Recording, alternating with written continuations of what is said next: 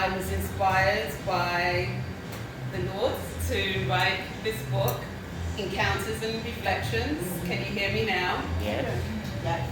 And the book is about us and our relationship with our Creator. Do we take this time to listen to God as He speaks to us through encounters we have with people every day, people and places and things that we interact with?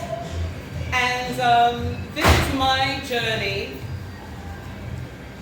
that I have undertaken with the Lord, and some of the reflections that I was led to write.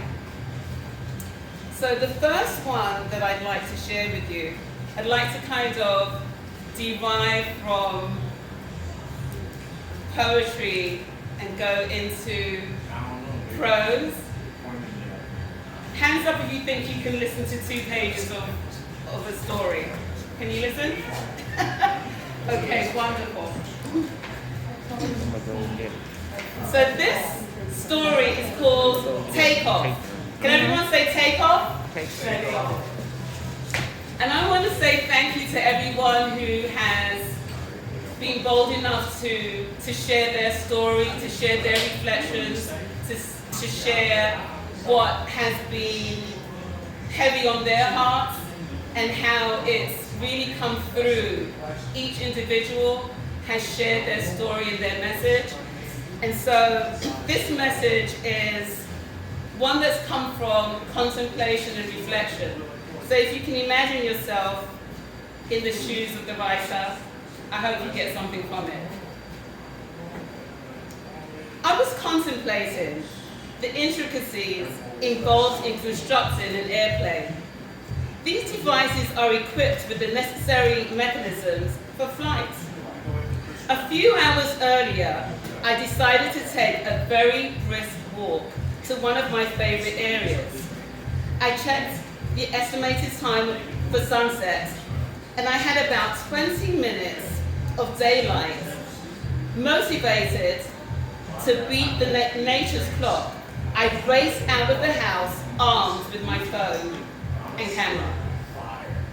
The sun was setting, and as I was getting closer to the park, I could hear the noisy cries of the ducks wading on the pond.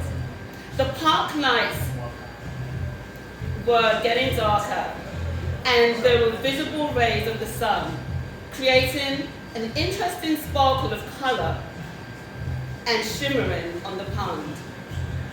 Not much happening, I thought, but it's peaceful.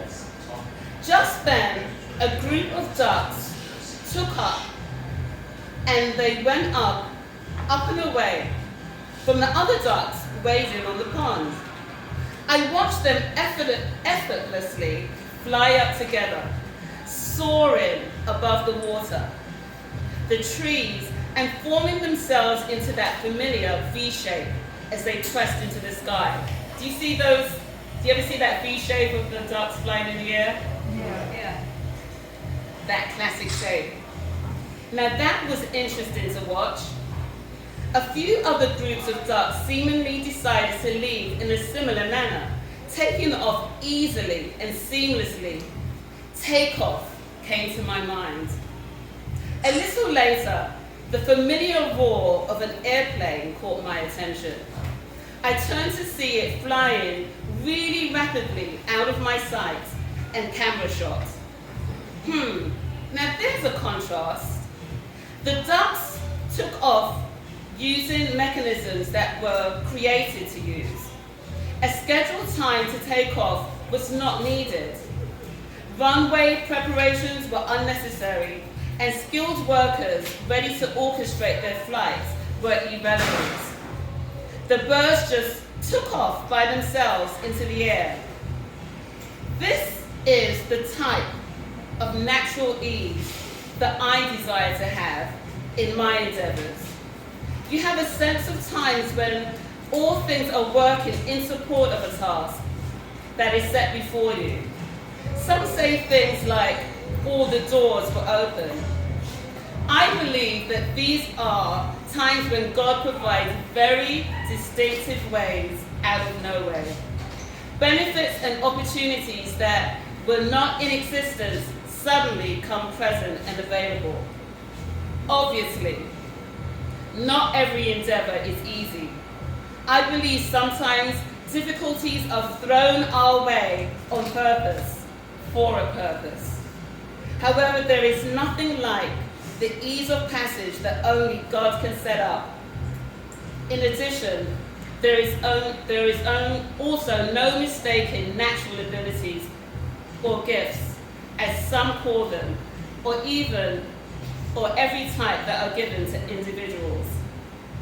Here's to effortlessly taking off and the ability to ride on the wind of God's enabling power.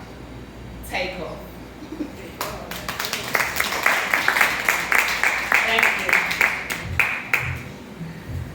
The next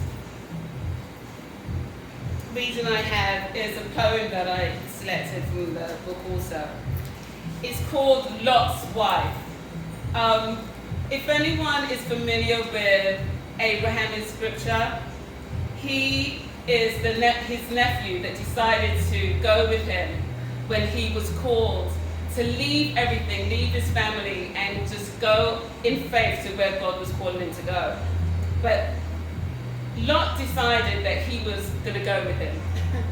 And they came to a point where they were led to choose where they were going to live. Abraham waited to hear what God was going to say to him. But Lot looked up and he saw what looked like a shining, promising city, and he went there to live. Well, it turned out to be a place that he needed to escape, Sodom and Gomorrah.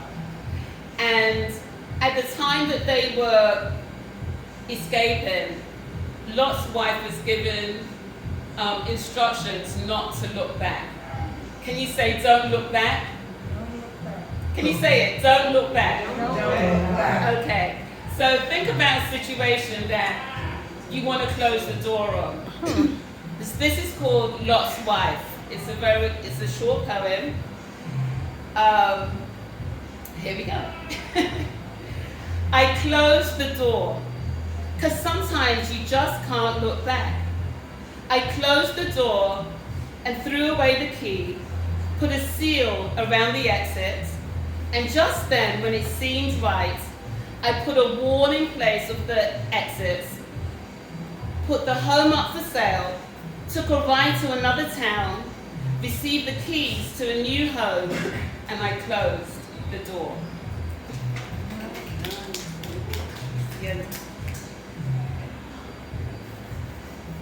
I'll read one more.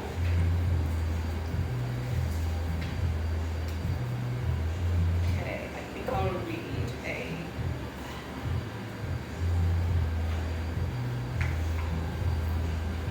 This is called I Moved the Fern.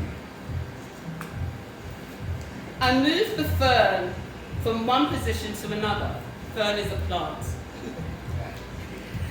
I moved the fern from one position to another in the house, and already it was flourishing. Yes, I did give it a dose of water it needed. I just returned from a holiday and I knew all of my plants needed some water. However, it was such a startling change. On the kitchen counter, I noticed a plastic lavender.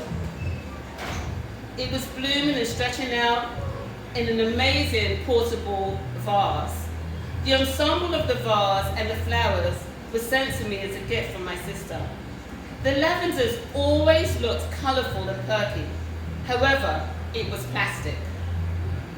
Lack of air, water, and light was of null effect on this specimen.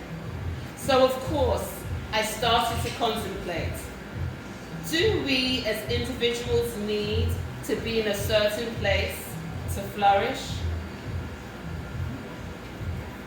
And so, can we become parched, dry, and even fizzled because of certain environments? I decided to seek some scripture to think about it some more. And that's called I Moved the Fern.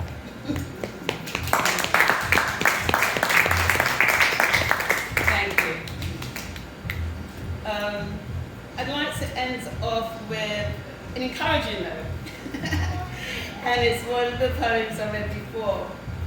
And it's called There Is a Glimmer of Light, a Ray of Hope. Can you say hope? I feel like a teacher today. Can you say hope? Hope. Yes, thank you. Just want to get some feedback and lift up something I regard as positive into the air. If you can imagine light coming through darkness as I read this short poem. There is a glimmer of light, a ray of hope, a shining prospect coming through and through a tunnel seeming endless, walls too high to attempt, a climb, tears too many to wipe or catch with a specially designed bucket.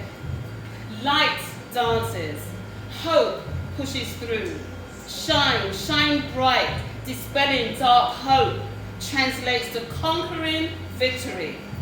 Daybreak, sunrise, it happens every day. So we wait.